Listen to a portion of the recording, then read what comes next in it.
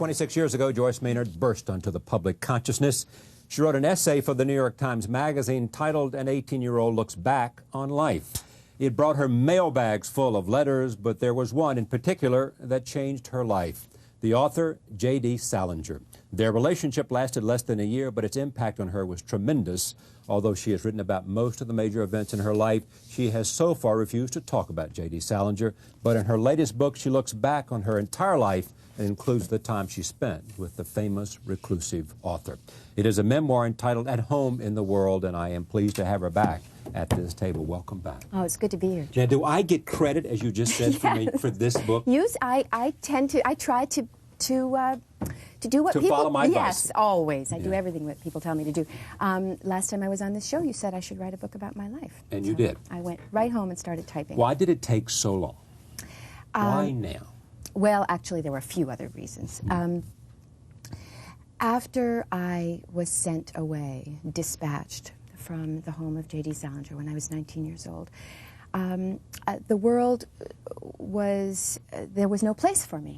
I could hardly go back to college. My year with Salinger had left me with a feeling of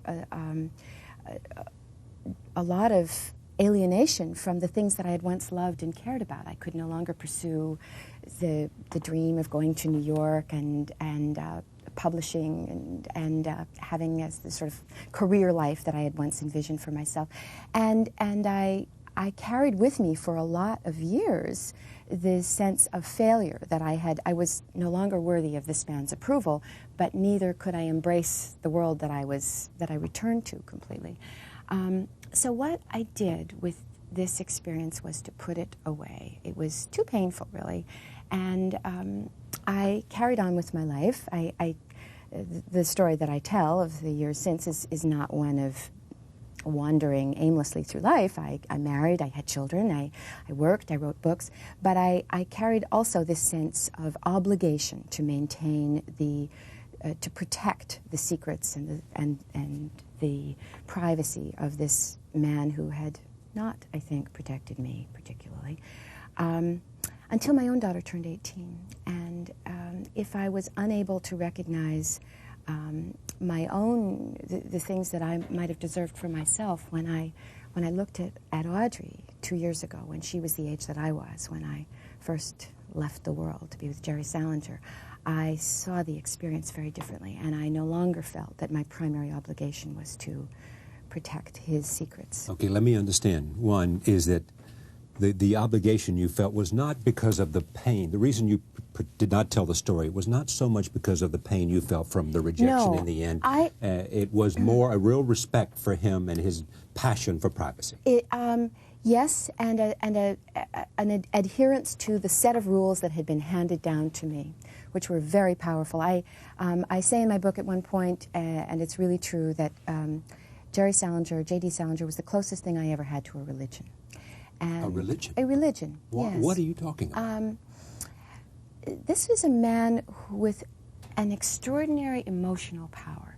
He came into my life at a moment when I was enormously vulnerable to that. You know, there's no telling of the story of my time with Salinger without first telling the story of the family that I came from, which is a big part of my book. I'd been raised in an alcoholic household where we never could speak of my father's drinking.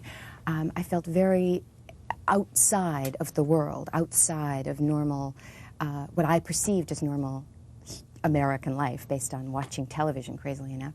And along come these letters, these amazing letters, written in the same voice, you know, that captivated millions of readers. Holden speaks. It was Holden. It was Holden Caulfield writing just to me to say, you and me, we're in this together. You are like me. How did he know that? Just because he read something you'd written in the New York Times magazine. He read an article that I'd written in the New York Times, and what he said to me, what he said, and what was the truth of what his connection was, is a little hard to separate. But what he said to me was that he recognized in me a young and talented writer like himself once long ago, and that we were landsmen, a Yiddish word meaning, from the same town in the old country. And that was a very powerful thing to hear for me, who was this sort of outsider girl. 18-year-old Yale freshman Yep. and a legendary American literary figure. Yes. And so my first attachment to him was really not, it was not, I didn't ever perceive it as a sexual, romantic thing. It was this extraordinary kinship, this friendship. I had never had a relationship with a man. I didn't really know how that worked. I just knew that I felt more connected to this person than anybody I ever had in my life. So how did it become something else? Well, I corresponded with him, and it was an intense correspondence through all of the spring of my one and only year at college at Yale.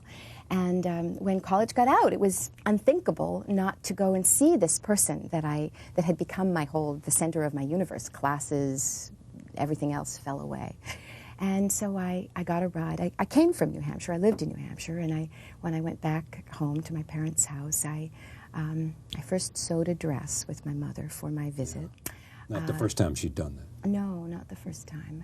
My mother always called clothes costumes, and the costume she sewed for me was a rather strange one. It was a very childlike dress, and I was a very childlike 18-year-old. So we with sewed your this dress, little you go to see J.D. alphabet Salinger. print shift, and I get a ride up to Hanover, and he picks me up on the steps of the Hanover Inn and takes me away to his house. And I remember feeling, even in the car, I don't ever want to leave this place. Why? Just because... What? Oh, I felt home. It was a strange thing. And I wasn't entirely wrong. I mean, this was a funny, wise, interesting man who told me all the things that, I would most wanted to hear at that We're stage. soulmates. Yes, yes. And in fact, that summer, I had been, as a result of this first article in the New York Times, I'd been offered a kind of dream job. I was given it's now sort of ludicrous to say, I was offered a job as a substitute editorial writer for the New York Times. A newspaper that I had never read, but suddenly I'm writing editorials. And separate from that, a reader of my article had offered me their house on Central Park West to house sit for the summer. So I was going to be living on Central Park West, working at the New York Times. But I really lost, and it was everything that I'd always thought I wanted for myself, to get out of small town New Hampshire and hit the big city. But now even as I was just getting that, Jerry Salinger was really taking me away from it. I mean, I won't ascribe some sort of blame. I was captivated by this person, and I quit my job, found another house sitter for the house, withdrew from Yale, and moved in with him. What do you think he wanted? I have really tried in the telling of this story not to presume to speak for Salinger. It would be very interesting to hear what he'd have to say, but that's not really my place. I would very much like to ask him. So I won't say. All I could do really was tell my story. Okay, but tell me what you think. I mean, don't speak for him. Tell me what you think he wanted. I think this was a man who longed to recapture innocence. That's what I think. And I think reading now the work of Salinger, which I really had not been significant to me at the time that I met him, the stories are full of it. The characters who are the most entrancing and the ones about whom he writes with most tenderness and just affection, extraordinary affection, are young, pure, innocent characters. And I was probably most represented that for him before he even met me. And from the moment that I became part of his world, I ceased to be sufficiently that person anymore. It's impossible to maintain that. Innocence. Yes. And how much of it had to do with what you and others who write about it?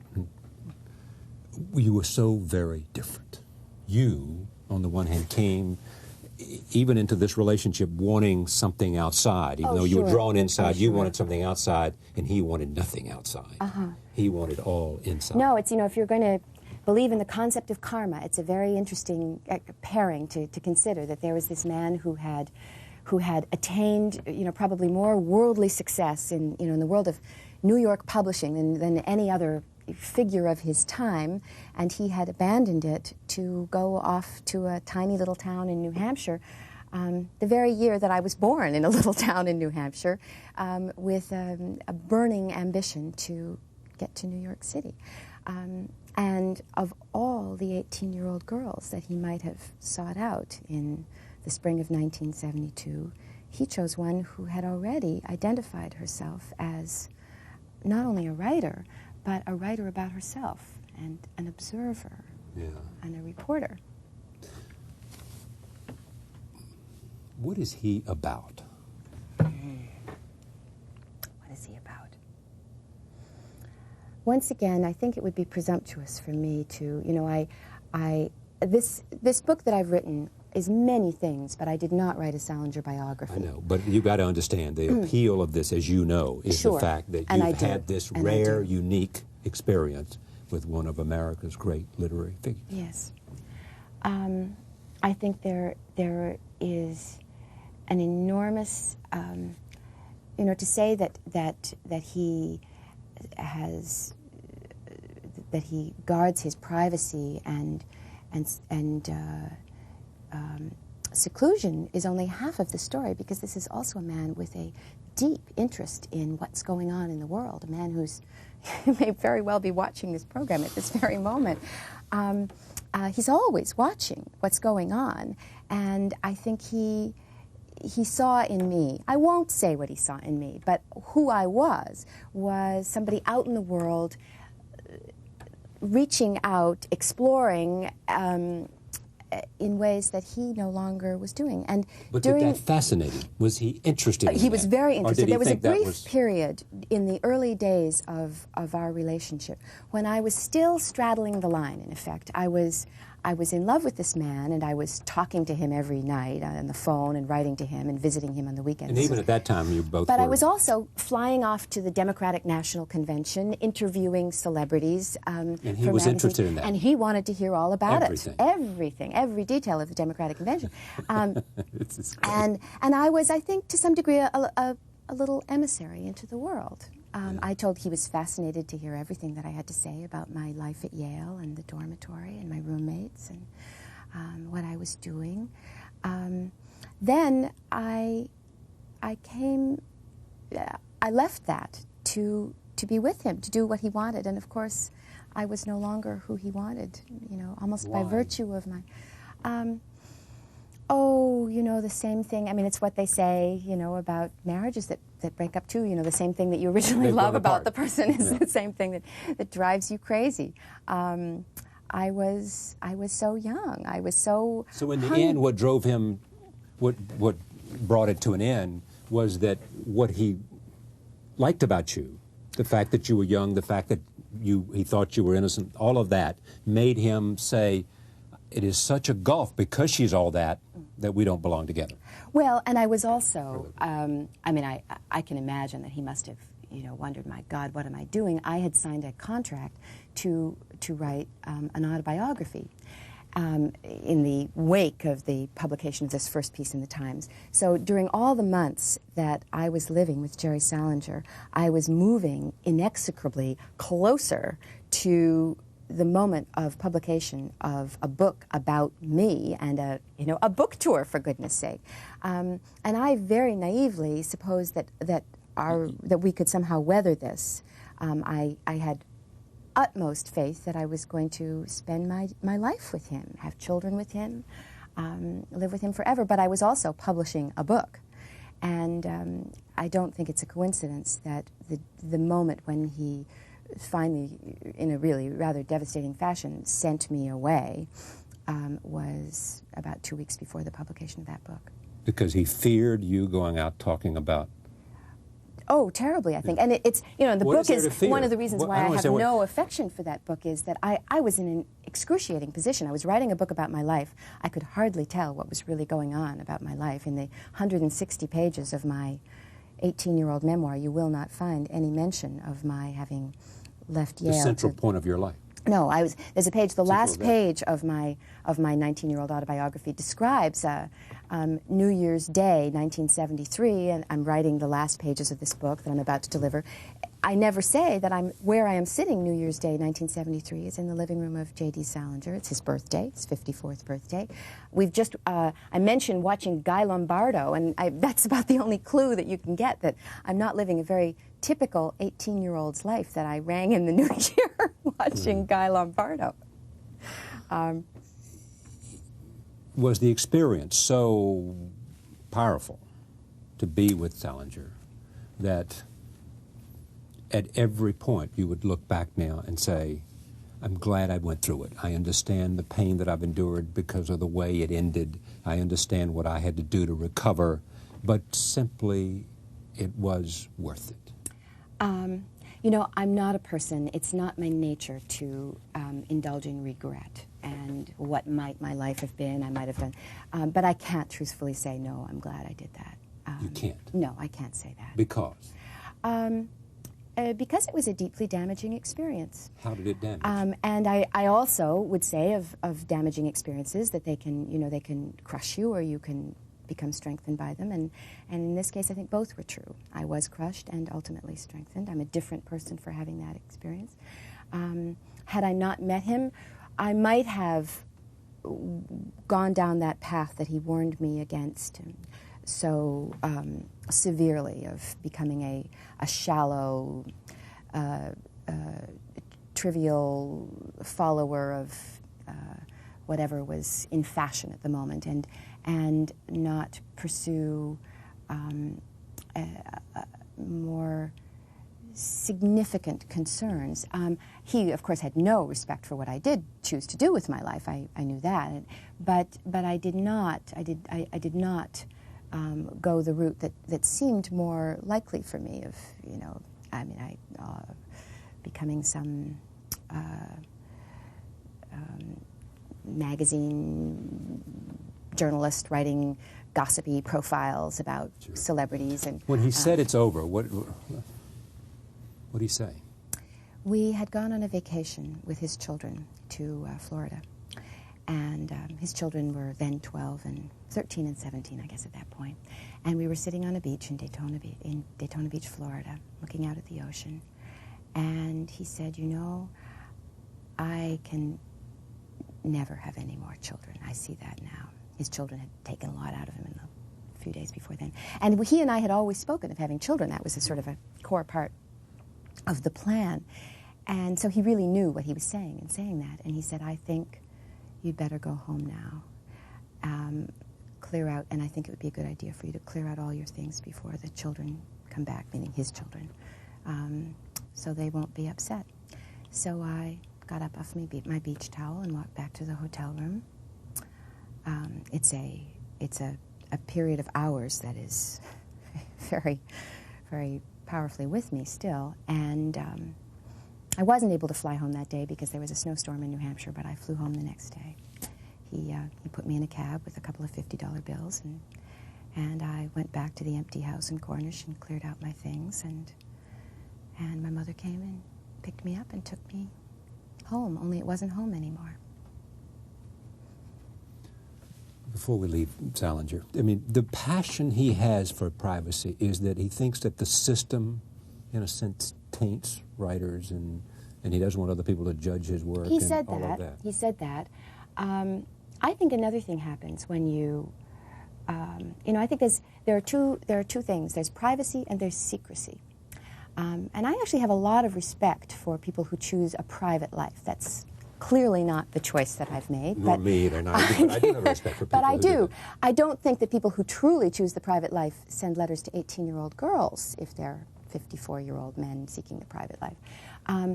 But then there's secrecy, and I think secrecy comes out of the sense of I've got to hide something, and I don't want to be discovered. You know, one of the reasons that I can publish a book like this one is I don't feel I don't feel that I have some horrible, I shouldn't say I'm not suggesting that anybody else does, but from my point of view, I don't have any shameful secrets. It's a good feeling. It's a good feeling to know there's nothing you can divulge about me right now on this show that's going to be some big shocker, because I've done it already. You've exposed everything yourself. Yes, I sort of have.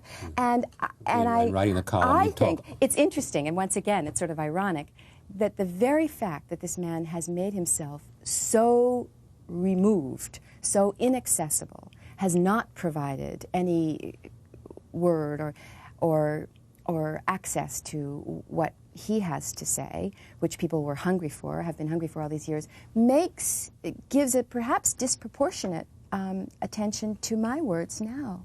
Of course it does. Of course it does. Somebody like Norman Mailer has been telling for years what he's been up to. Of course it does. I mean, it's just obvious. My question is, what is he trying to hide?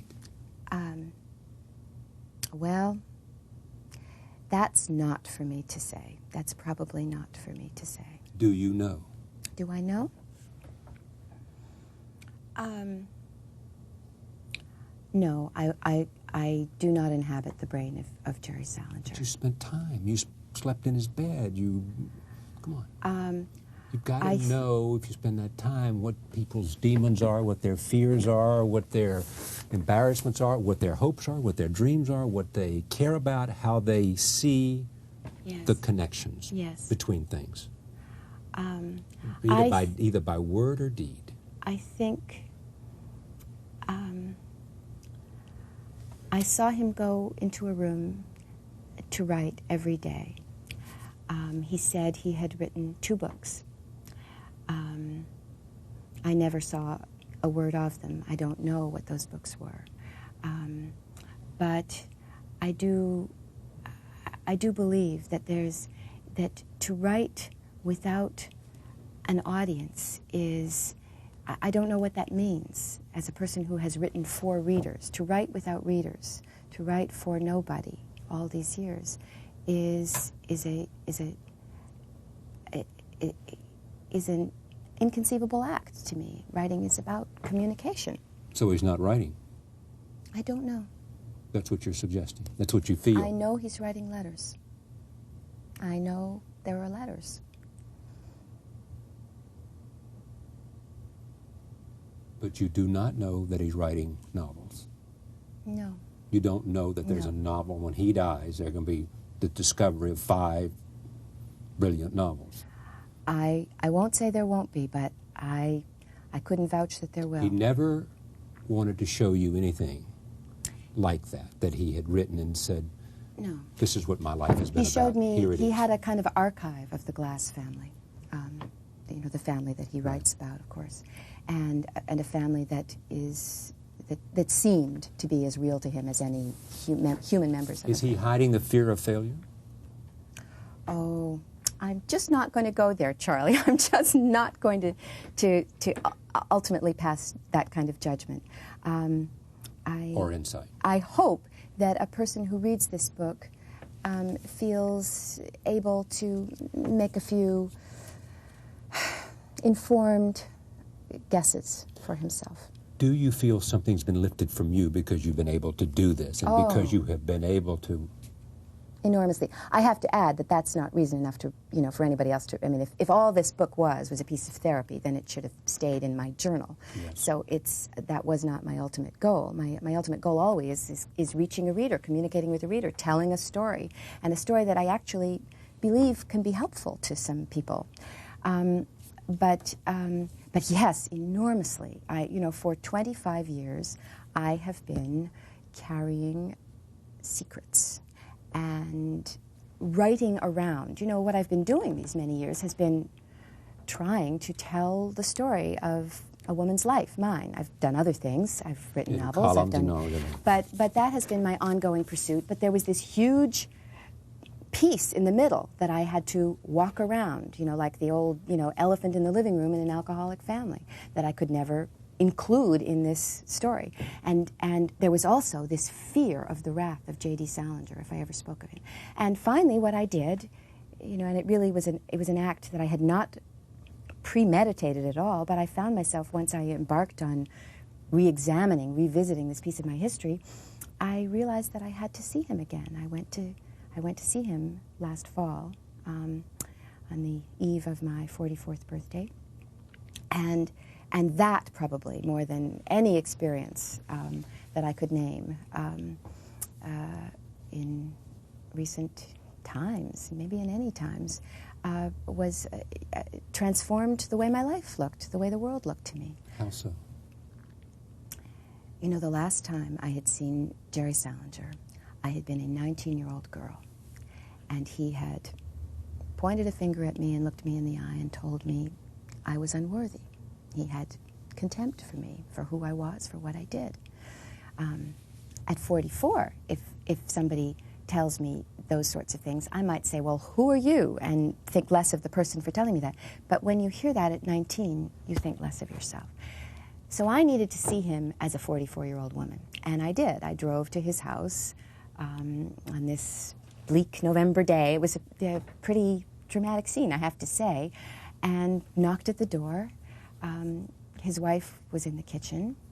She called out, "What do you want?" I said, I've come to see Jerry. Would you tell him Joyce Maynard is here? And she disappeared into a back room for a long time she was gone. He didn't have to come to the door. I was hardly going to break it down, but I knew he would come. And he did. And when he emerged, it's a story I tell more fully than I'm going to tell here in my book, I looked into a face of more rage and anger and bitterness than I have ever beheld. And I wasn't afraid. It was a great thing, of course. It was a great thing to be able to stand on his doorstep and see him with adult eyes and speak to him as an adult woman. Fear was gone. It was. It was. There's much more in this book. Joyce Maynard, a memoir, At Home in the World. Thank you very, very much. Oh, pleasure to be here. Thank you for joining us. See you next time.